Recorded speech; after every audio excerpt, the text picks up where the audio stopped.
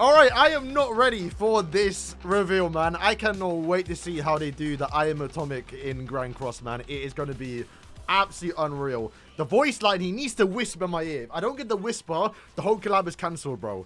All right, start with trailer. Come on. Don't make me wait 2 hours. Oh, yo! Look at him. Okay, it might be spoiled. I haven't finished season 1 yet. I'm like 12 episodes, 15 episodes in. Yo!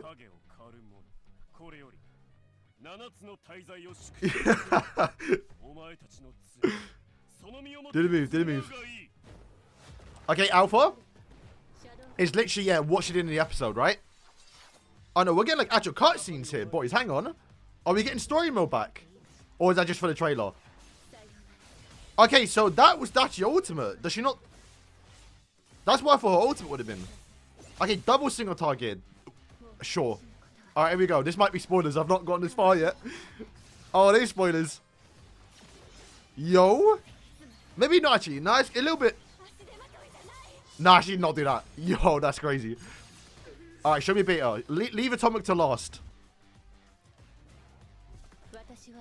Alright, SSR, I mean, yeah, cool. Oh, that looks good though. Alright, there's beta. I've not seen beta fight yet. Okay. I thought she might have been a bit more supportive. Oh, that is sick. Okay, so she's a support. That's a buff skill. Yeah, because I was literally saying she has like she's like a secretary a little bit. Probably more like a single target debuff. Alright, the making animation is really cool though. Yo, we posed up in the ultimate? Oh, that is sick. That is sick. Yo, this is like very unique though. I'm seeing like different vibes we don't really see in Grand Cross. Alright, here we go. I'm Atomic. I'm Atomic. Let me hear it. Let me turn up. Let me turn up. Oh, they're going all out in this trailer though, a little bit. It's actually quite long. Alright, here we go. Skill 1. Single target. Could be AoE, but I'm pretty sure single target. AoE here, definitely, yeah, boom. Probably AoE infect. Every collab. Here we go. Show me it. Show me it. SSR. Are they saving the ultimate? Here we go. Oh, it's not. Wait.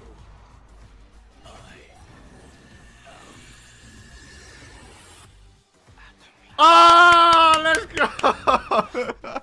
Yo. Yo, that was sick. That is peak. It's weird because we don't get English too much in our game, innit? It's like... Jeez! Oh, that's crazy. That is crazy. That is literally going to be the best ultimate in the game. Yeah, I was expecting it to be like underground, like how he did in the anime. Nah, I gotta go back again. That is... It's like... I've never noticed that. Have they done that in Grand Cross? Do you normally get like lip syncing? Right? Do we get that in Grand Cross? I don't know. I've not really realized it before. I know we have voice lines, but like I don't think they ever like try and sync it up. All right, so we have the character's kit. Let's start with the passive because that kind of puts all the other pieces a little bit together.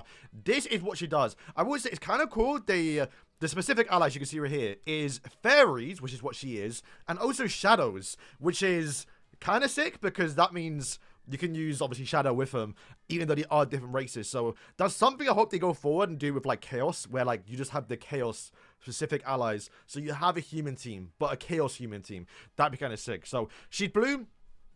Obviously, we don't know if it works in PvP. No, it does work in PvP. It doesn't sound like it's going to be a PvE oriented stuff, but it might work everywhere, right? So for specific allies in battle, your basis stats will increase by 8%. Specific allies are fairies and shadows, so you can obviously use Lancelot. Although I guess... No, you would... Yeah, she's single target, so she actually might be a really good Lancelot partner. At the start of the battle, you're going to go on Atomization to a specific ally for 2 turns. Atomization only 2 times. When attacked, only basic or only damage based on basic stats is applied. So is it like Elizabeth Ameli's shield where you just like your effects just do not work for 2 attacks? You can still do damage, but you're not going to get that increased damage. You're not going to apply any debuffs like the first 2 skills. You still can do it on the like the 3rd skill because it is only 2 skills if you do like 3 AoEs in 1 turn. But obviously when it's released, an ally, or I guess all of the characters, because they all have the individual buff, the ally is going to get a 70%. It's going to get a 70% increase in critical defense for 2 turns when a specific ally uses a skill 3 or more times during an ally's turn. The damage reduction effect is applied to the specific ally. When a specific ally uses skill 3 or more. So if one character specifically uses 3 skills in 1 turn, they're going to get damage reduction. And it only applies once. And for the looks of it, it is unlimited. No, it's only 1 turn. Yeah, okay, that one is, sure. Damage reduction. So, they get skipped. Okay, that makes sense then. So if you want someone like to rush Ultima, use 3 skills. I imagine that might work really well with Shadow when we get towards him once they reveal what his kit is. But yeah, if you just like use 3 Shadow skills, you're now going to have damage cap because she's applying damage cap towards that character, which is actually kind of crazy. When a specific ally other than yourself uses a single target attack skill, you will be granted a Pierce and Sword skill effect. It has to be single target though, so Shadow, we did see he has 1 single target skill, Lancelot is a single target skill. And I guess even like LR King if you want to use him as well. For 3 turns though, which is nice because, well, we'll go for a skill in a second. Pierce and Sword is going to buff the penetration by 60% or pierce rate and the damage dealt by 40%, stacks up to 3 times. When you use a flash skill, the piercing sword effect is removed by 1. Now we go towards the skill because it makes more sense now. Skill 1 has the flash effect. So when you use this single target skill, you are going to remove one of those actual pierce buffs you have on yourself already, which is going to be, it should be afterwards, so you're going to get quite a lot of buffs here because it does 5 attack onto a target and also does 3 times pierce rate. And remember, the actual piercing increase effect that you have got going with the passive, the piercing sword already increases her pierce by 60% per 1, so that can stack up to 180. You're getting obviously 3 times that, and also as well you're going to get increased damage dealt by 70% when using this skill per actual effect on, right? And already the piercing swords already increased damage dealt by 4%, so that caps out at 180 or 220. That already caps out at 120, plus the extra 180 now on this, right? For the math. No, 4 is 220, so it's like 300 extra % damage increase. And a skill 2 doesn't have the flash effect, so you can actually like use this to stall out and keep your actual pierce and sword effects on yourself. And then the ultimate is increase attack rate stats by 50%. That's going to scale up to when you get towards 6/6 for 2 turns and deal flash damage. So once again, flash, going back to what you saw, it does 3 times pierce rate and more damage if you have the piercing effects on, and also do more damage as well. So yeah, that is probably going to wipe out, especially if I have freedom on already at 6/6. And also the actual Sacred Treasure is going to be when you use a single target attack skill to kill an enemy, it removes all debuff effects on that specific ally and restores the HP by 50% of their max HP up to 2 times. Specific allies, fairies, and also I mean, that's decent. You have to kill with a single target skill though, which is, it said when you use a skill, it removes all debuff effects on a specific ally. So I think it just says she has to kill a single target. So the Sacred Treasure or the Relic might be a little bit harder to pull off, but I see the potential. Definitely seems like a supportive character compared to, obviously, she's the second character. Shadow's going to be the most OP one. But I can see like her being really buffed up once we see Shadow's kit. Okay, and then for Beta's actual kit, let's go through her. For just looking at it quickly, doesn't look that crazy, but at least it's not restricted towards PvE from the looks of it. So for each specific ally in battle, the ally's base stats will increase by 6%. Remember, the other character outfit already does that, so you actually could run like a full shadow team here, which is gonna be kind of sick. And once again, she's a fairy too, so fairy and also shadows. For each buff effect on the specific ally, the ally's attack rate abilities are gonna increase by 4%, up to 6 pieces, or I guess stacks up to 6 times. When a certain ally takes damage, so I guess the specific ally, they will recover 50% of the max HP at the start of the turn. So if they take any bit of damage, then they will obviously recover HP at the start of the next turn. So it's not Tamio, right? Don't get too scared. Grants a negative effect to specific allies. They're gonna get the yin and yang, I guess. They're gonna get more pace rate, but then also damage received, or minus damage received. Wait, hang on. I guess, wait, that's, you're minusing damage, so they're doing less damage towards you. Okay, right? That'll... Surely it's not an actual debuff. For each time you use a buff skill, the differentiate abilities of specific allies is increased by 50% up to 3 times. Let's go through the character's kit because you can see she does have an actual buff skill, which is going to be this on the bottom. Fangirl Chronicle. Remove all debuff from allies and increase their default stats by 80%. Hopefully it does that on a tier 1. I think there might be a character in the game that has this, so it might be like a 1-to-1 replica. And also remove ult gauge. That's what I meant by, like, she kind of got done dirty because, I mean, I expect her to be a support character, so I'm not, like, upset, but it is always a little bit boring when you have, like, these drain skills. But in ultimate, for 3 turns, grant a negative effect. That must be what it is, right? Yeah. It's weird they call it negative effect. It's just, like, what the buff is called, I guess. You're going to get the Ying buff, basically, which is going to grant...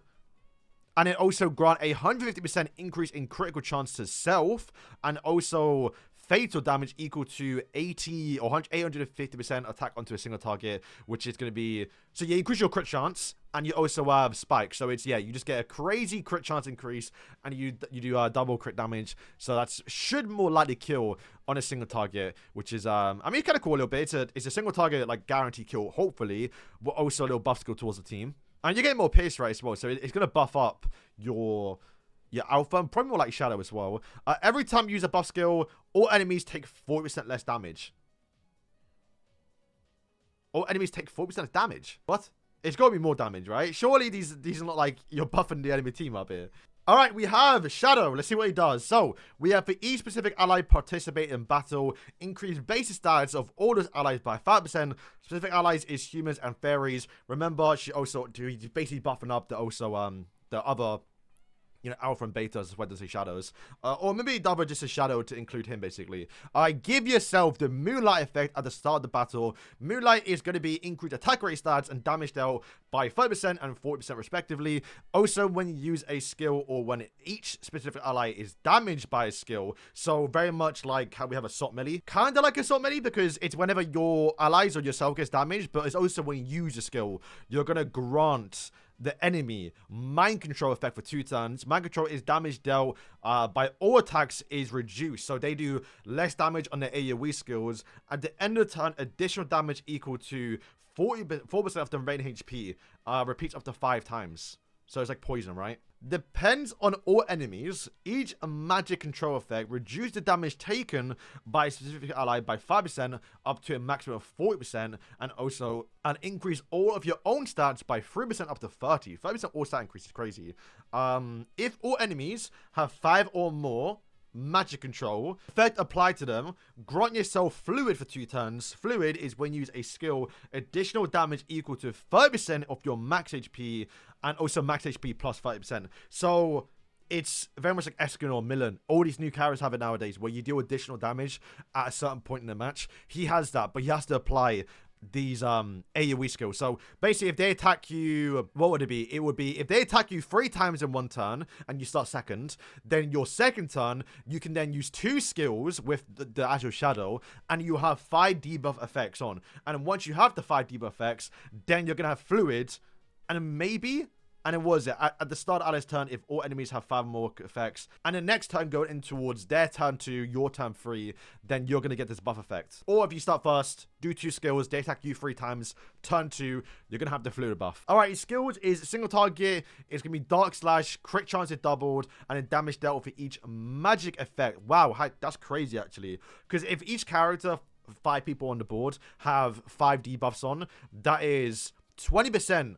Up to, what is it, 100 per character. So you're gonna have 3% damage increase. Okay. And then also AoE effect. Literally is what I said. Oh, it says rush though. They just literally gave that to 3 characters. She has Merlin and who was it? He also got it. It was Rimuru. So he just gave the same effect. Okay. Special move. I'm Atomic. Grants fluid state for 2 turns. So if you somehow don't get it during the actual passive, you can get it straight in the ultimate. And grants all enemies magic control effect and deals damage equal to a 500% attack. And then also, okay, so this is definitely scaling. I think you're definitely gonna have that fluid state you just get regardless of the ultimate level. However, the debuff you apply for the magical control is definitely gonna be lower the dupe level, because when you get towards high dupe level, that means you're gonna then just do an extra basically almost 300% damage onto all targets. That's gonna be like an AoE wipe. Sega Treasure's going high, actually. It's kind of funny. For each specific ally in battle, your critical resistance and crit defense is increased by 10% and also 20%. Okay. So that goes up to like 5%. He's gonna be quite tanky then. So yeah, that's the character. Honestly, I will say, looking at them, it's hard to judge how they're gonna work, right? Because we have to wait and see them in game. Like the buffs could go crazy, the stats could go crazy. The debuffs sound really good. It also, they have a lot of synergy together. So it is basically them releasing one whole new team, which is kind of good because if you get all three, we can use all three of them on the team. Although I imagine that won't be the best option, but there's always that longevity a little bit, just getting more fairies, more obviously humans as well. So going forward, when we get Full Knights characters, you're always going to be able to weave some of these characters in. Generally, I don't know if they're going to be, I assume they're going to be good because why wouldn't they be? You can see Alpha already doing 3 million damage there. Shadow doing 600k on his actual AoE skill too. Like, they're probably going to do a lot. I mean, Merlin did a lot as well on the AoE skill, and Shadow looking like they're going to be doing maybe even similar numbers towards that, especially with all the buffs going on. She's, yeah, oh, okay, Alpha, wait, we actually didn't see their stuff. If Beta works in subs, that's crazy. Because, yeah, we couldn't see if they work in the front line or not, but if Beta worked in the back line, that's actually mental. That'd be sick, though, to get, like, some actual fairy backline support. Other than, like, help with Relic. So that'd be sick, actually. I wouldn't mind that. Because you always want to use Lancelot. He's, like, the OP festival for fairies and humans. Yo, look at the way he stands, though. It looks like you got, like, this shadow effect around him, too. That's crazy. I mean, there's a lot of blues, though. So we'll see if we're able to counter. I mean, Merlin does typically die turn 1, but obviously you got the Indomitable Will, so she can't die because of hell. So yeah, activates the res. That's kind of bad though, because then you can just give attack rate stats, but then you got lower as well. Okay, so normally Merlin can still like do a lot of damage here, but you got to remember you also increase your attack rate, your defense stats as well. And yeah, she's not critting. Wow. Hell does more damage to AoE because of the buff. Did almost nothing. Okay. Yeah, it might be kind of a tanky team, boys.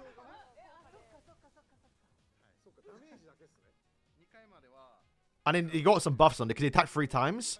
Now he's got his fluid state because they have 5 debuffs on, right? That's really sick though. It's like from the anime. Well, say from the anime. It's like his little fluid stuff he's got going on. How do you go his fluid state on? I'm pretty sure that would be it, right? Oh, it looks sick though. He's got the little ring. So his single target should do a lot of damage now. AoE effect. Okay. They tanked it though. Alright, decent. 500k single target. Type disadvantage as well. She only has 1 buff on. So that Pierce skill didn't do a lot, but she's probably more there for the support, right? I expect more from Alpha a little bit, I can't lie. Oh, is he just standing there like... Oh, he's covering himself. That is sick. To be fair, Lancelot, I noticed, he normally dies very quickly. And he's surviving it. So is Alpha, and the type advantage as well. Okay, so she's dead. Yo, bro. This is sick. And I'm glad we got fairy buffs too, man. This is sick. I mean, it's basically a full human team in itself, but at least he's got the fairy name on it. We might be able to finally get Gluxine in his armor version. Okay, he's going for the ultimate. Oh, it might kill everyone. Okay, yeah, she's damn, that was it. She got drained. They're trying to set up for the Timecode ultimate though. I mean, it looked good, but I would say nothing outright just... Oh my god, that's a crazy outfit. Yeah, I assume she works in the backline. Like, it did good against the team. It just, like, it didn't say, oh, yo, this is like the most broken character in history, like how Milan was, for example. But it looks like it's going to be a competitive team, though. All right, and then we have, like, the final part of the collaboration here, which is going to be the little stats here. So you can see you don't get any Magatro effects if you have Shadow at 0.6 bit or 1.6. And the more you do power, the more Magatro effects you're going to apply towards the characters. Also, the uniques kind of works a little bit where he does give himself max HP, where you can see it does scale up a little bit. So you want to get this guy duped out. To be fair, if you care about him a little bit, then, you know, I think most people should be going from anyways. Typically, collabs are easy to get characters, easier to get characters duped out because you can train your alpha and beta coins, right? And also as well, You can see his passive only works or doesn't work in deathmatch, works in the front. Alpha works in all contents, works in the front line, and the beta works in subslot. So, you know what? I'm impressed. I thought they're going to completely reduce it towards being a PvE character. And it's been a while since we've kind of gotten a really cool character for a subslot that, like, was worth summoning for. Like, this is literally the best fairy backline, of course, right? Like, you're going to get a bunch of attack rate stats, bunch of basic stats as well in the backline. Applicable allies are just going to heal as well. Like, this is in the backline as well. Whenever, I mean, you could even use, like, a lane in the front. So you still get this little buff effect to work. And, yeah. I mean, hey, rumors are we're getting a Barna Lane dual character for the anniversary, which is in 1 month's time, I think. So, this, might be a must-have unit a little bit. It's the banner 2. Just fairies and, I mean, some other characters. It's only these 4 at the top, basically, that you care about. Yeah, guys, that's going to wrap up today's video. Thank you for watching. I've made it towards the end. I don't think there's any other thing in the patch notes worth covering. In a sense, towards the collaboration. We don't really care too much about these new other bosses. There's a final boss for Shadow, which makes sense. He's like the OP one, so it makes sense he's his own final boss. No boss fight for the actual event, though. It's literally just that new deathmatch. And then these are the outfits, which are... This one's good, actually. Not the biggest fan of these two. Shadow has terrible ones. They love giving that outfit towards every single character in the game. However... Alright, that's kind of it, guys. Thanks for watching, and yeah, peace.